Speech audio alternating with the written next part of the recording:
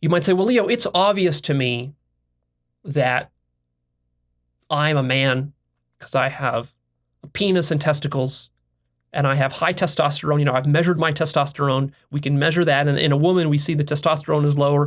Obviously, she looks different. And all of us can tell the difference between a man and a woman. Just even a child can tell the difference. So what is the point of all this philosophy? Why are you blurring lines that are so obvious? Well, of course, it's true that the majority of us have developed a very good sort of heuristic and intuition for quickly distinguishing men from women. And in 95% of the cases, this works pretty well.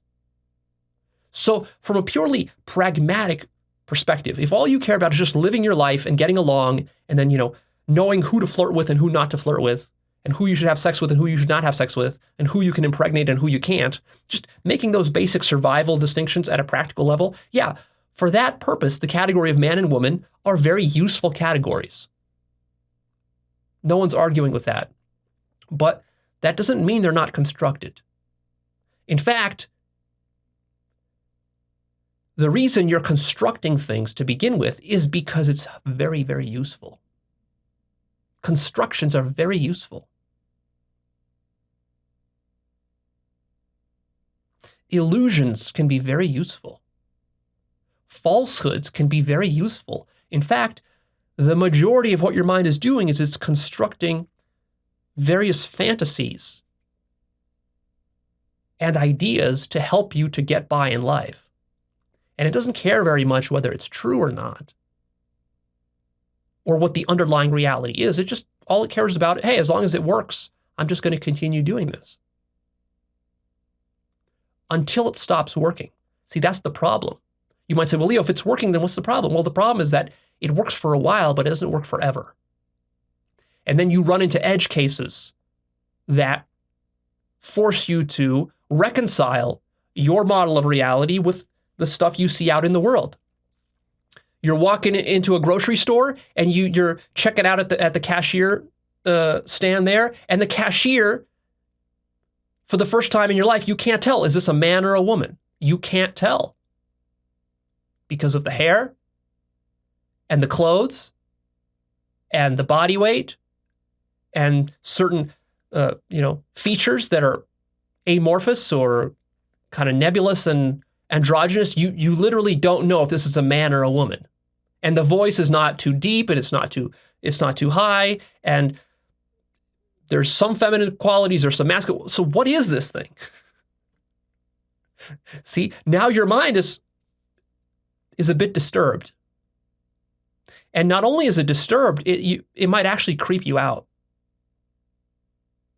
You don't just get disturbed at the intellectual level, you also get disturbed at a sort of a deep gut level where you're looking at this person and you're just repulsed by this person. Because your ordinary way of interacting with men or women is that if it's a beautiful woman, let's say you're a guy, you're a straight guy, like you prefer to be attracted to beautiful women. You want to be talking to beautiful women. Because why? Because because it gives you dating opportunities, of course. And then if you're talking to men, then there's a certain kind of man that you respect, maybe sort of a macho man, kind of, manly man type of man. And then when you're talking to an effeminate man, you feel like, oh, this guy is weak, that like, I don't want to be that way. I don't like this guy. I'm not going to befriend him. You might feel that way. Why? Because you yourself are in the business of constructing sort of macho man identity. Why? Because you think you need that in order to attract that highly feminine woman that you are attracted to, right? So you're playing this game all the time. And then when you're faced with this cashier that you don't know what it is,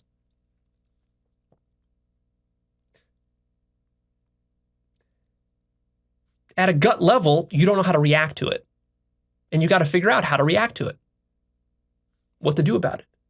Is this a good thing? Is this a bad thing? What does this mean for me? Can I have sex with this thing or can't I? See, all of this subconsciously is going on in your mind. And what you feel from all that, you don't cognizantly realize most of that. Mostly what you just feel is like, I don't like this. It feels weird. It feels creepy.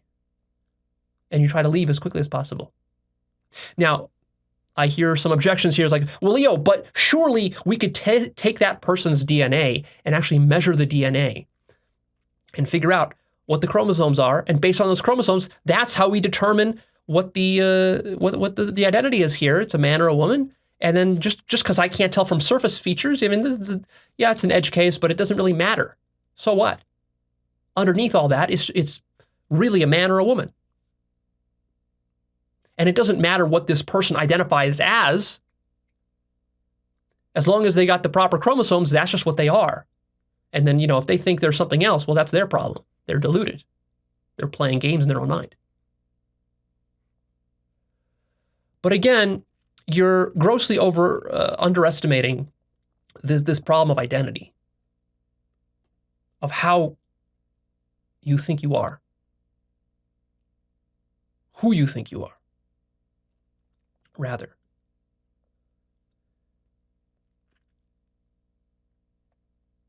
You see, man and woman, these are not merely abstract categories that are just applying to other people. They also apply to you. You believe yourself to be one of those or something else.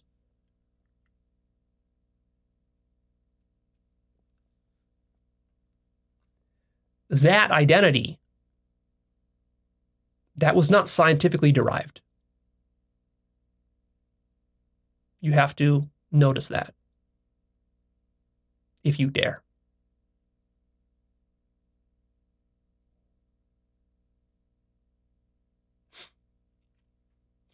That was constructed by you, and it has to be defended by you. And to defend it, you will use very powerful justifications. You will employ science.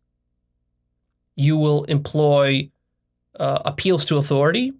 You will point your fingers at others and at society, but you're never going to actually really deeply want to question where your identity came from.